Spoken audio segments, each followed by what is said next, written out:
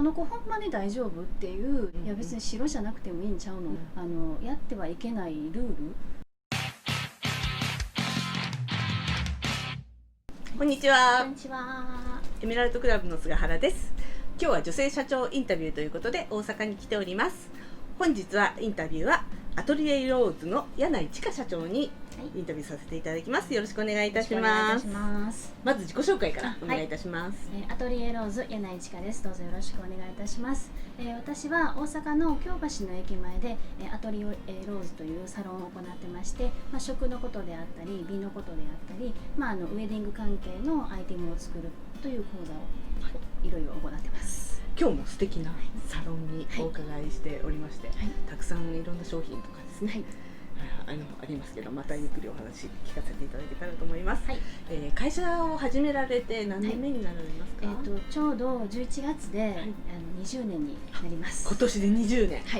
一体いくつなんだろうという。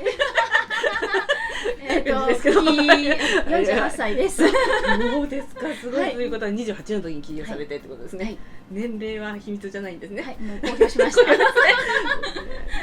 事業を始められた理由というか、初めは何をやってらっしゃったんですか？もともと最初はプリザーブドフラワーの専門を初めに行いました。教えるっていうのと、ウェディングの方、ウェディングの制作をしてあげるっていうお仕事。そうですね。それを始められた理由は？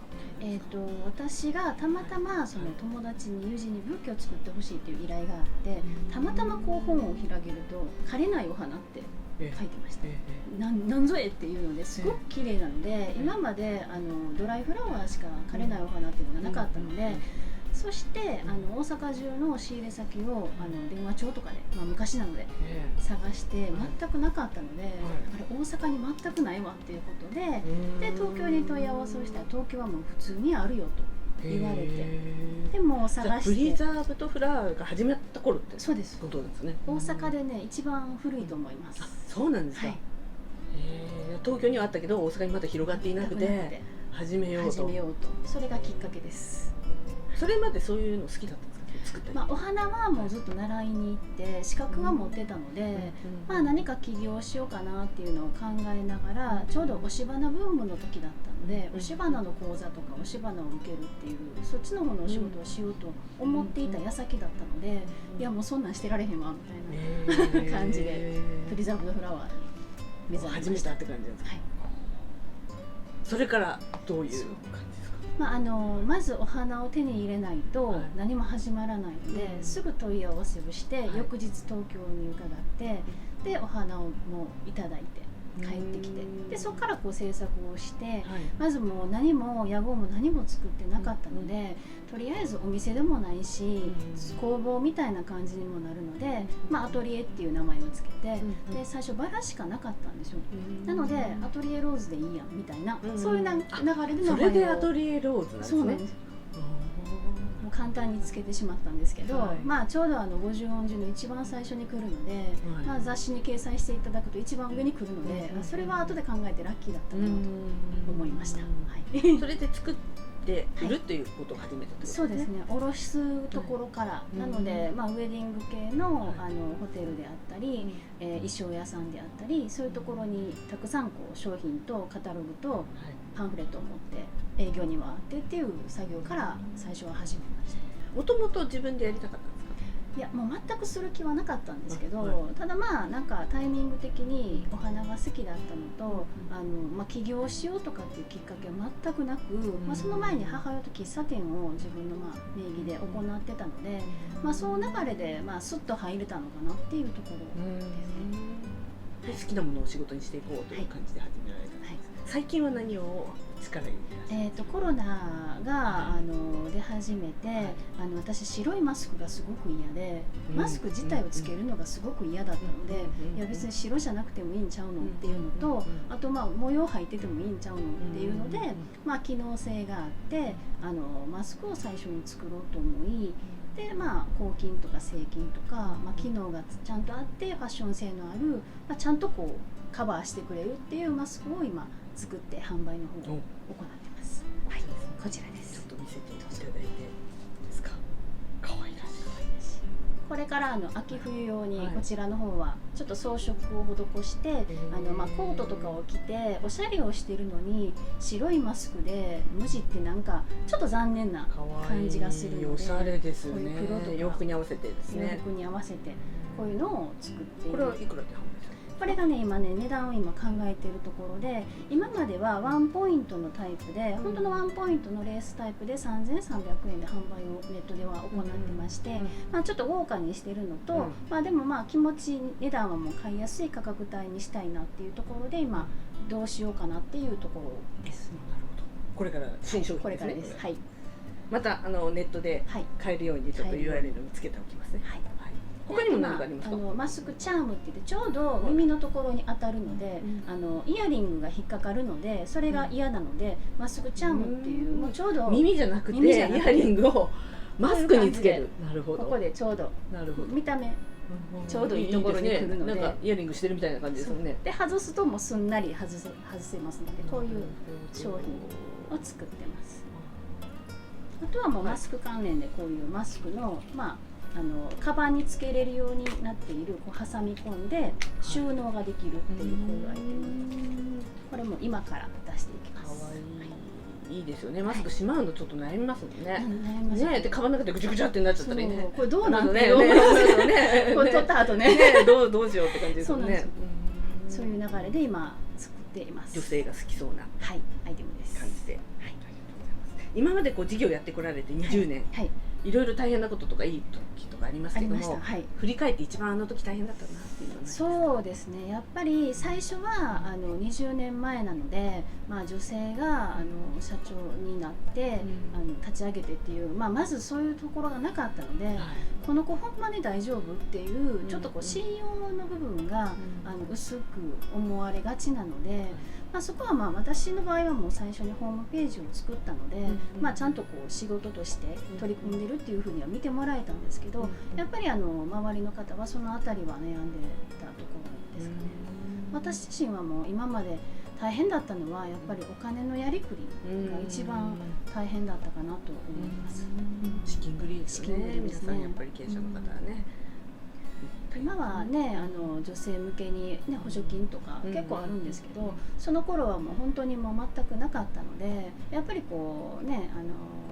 金とかに借り入れするにもほんまにね支払い最後までできるのこの子みたいな、そういう目線でやっぱり見られたりもしてたので、そこはやっぱり厳しかったなっていうのは思います。大変だった時に脱出する方法とか何かありますか？気持ちの持ち方ですかね。私はもう自分の作ったものを売り込みに行くっていうお仕事になるので、なので作るものよりも自分を売り込むのが先だなっていうのをずっと思ってたので、身だしなみであったりとか、あと第一印象、そのあたりがやっぱり受け入れていただくと、あとスッと入ってもらえるので、そのあたりは気をつけるようには行ってました。気持ちを切り替えてですね。好きな言葉とかありますか？好きな言葉、助けられた言葉とか。助けられた言葉的なものはあんまり私の中ではなくて、ただやっぱり営業に行っても全てが 100% 取り扱いをしていただけるわけではないので、なので帰ってきた時は自分の中でここの会社は残念だな、受け入れてくれなくって新しい商品なのにっていう、そんなも簡単な自分の中でプラスに考える考え方を変えるってことですね。ですね。大変な時もプラスに考えるってことですね。基本プラス思考なので、そういう感じで。なんかストレス発散法とか何かあります？私の場合は、講座の数が多いので、今でしたら講座料理がずっと詰まっている時は、間に忙しくても違うものづくりをすると、それがストレスの発散になってるんです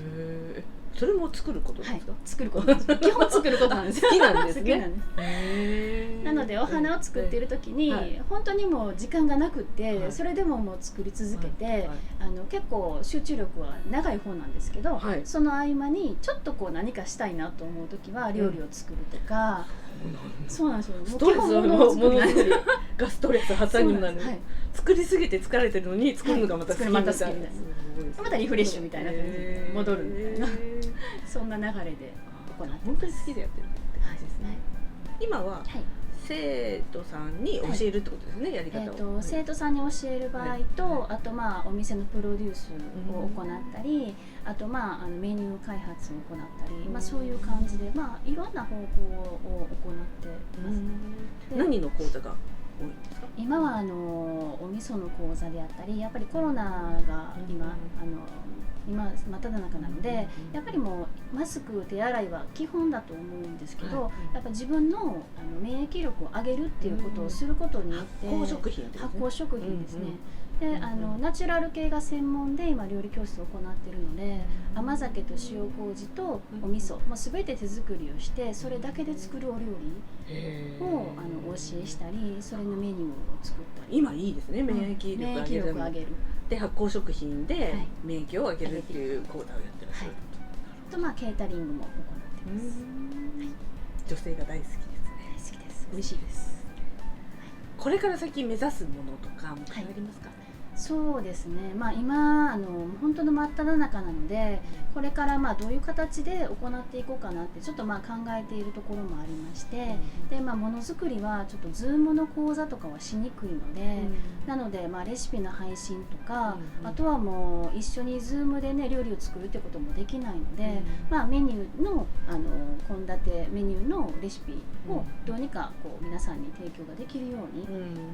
ちょっと考えないといけないなっていうのがネットを使ってってことですね。そうですね。切り替えていく。将来的にこうなりたいみたいなのはありますか？私の中で夢っていうのがなくて、もう常に目の前にあることをこなして今までずっと来てるっていう、もうそれだけなので、強いて言えばたくさんの方に麹の美味しい料理を提供して、本当に美味しいものなので簡単なので作ることを嫌がらず料理をしていただけるように導けたらいいかなと思ってます。好きなその料理を伝えるってことをずっと続けていきたいって感じですね。はい。ありがとうございます。あと最後になりますけれども、起業したい人、これからやりたい人に何かメッセージあれば。そうですね、続けるっていうことが本当に難しい時なので、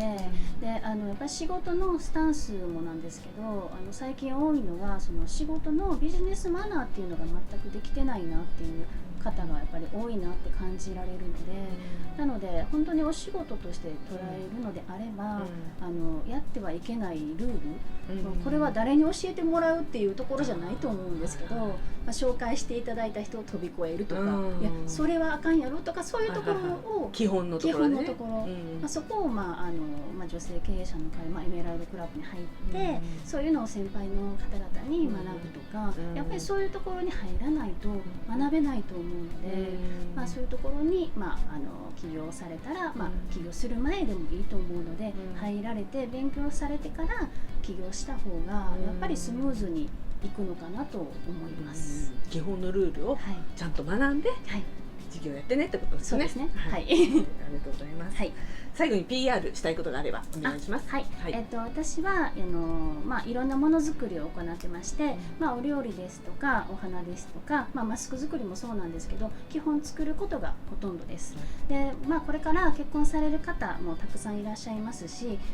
まだ食に関して興味がない方もたくさんいらっしゃると思うので、たくさんの情報をこちら側は配信をしていこうと思ってるんですが、なかなか全ての方に行き渡らないっていうところもあるので、情報はたくさん